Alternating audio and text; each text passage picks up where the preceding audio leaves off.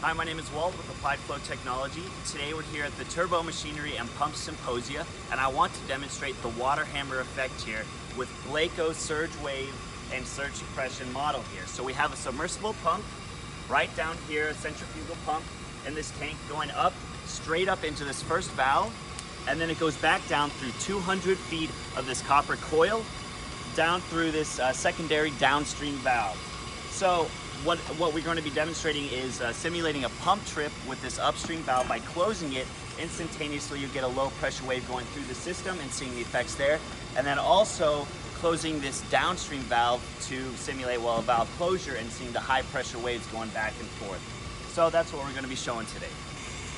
Okay, so now we are going to simulate a valve closure, a sudden valve closure downstream of a huge pumping system. So again, water is being pumped all the way through 200 feet of this copper coil going down to this valve. So when we close it, you'll see a huge pressure spike going up to about 250 PSI, when right now it's running at about 25 PSI. Did you see that? It's really hard to see, but you can catch it jump up all the way. Let me demonstrate that again just so you can see. Look at that. Water is wanting to flow, but you're shoving it and closing the valve so that there's a huge pressure wave going back through the system and then oscillating.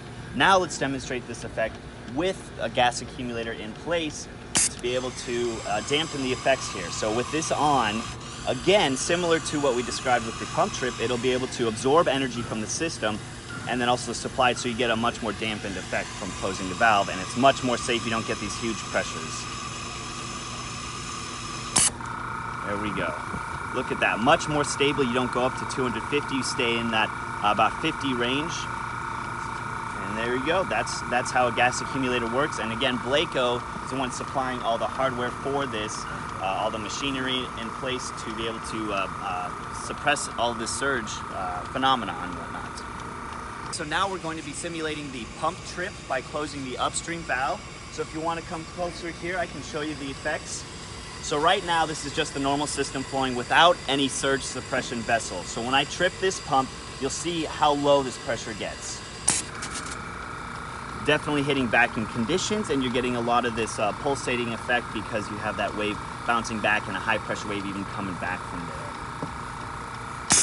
So there it is, normal, running about 60 PSI again. And as you saw, you drop to dangerously low pressures, get cavitation in your pipes.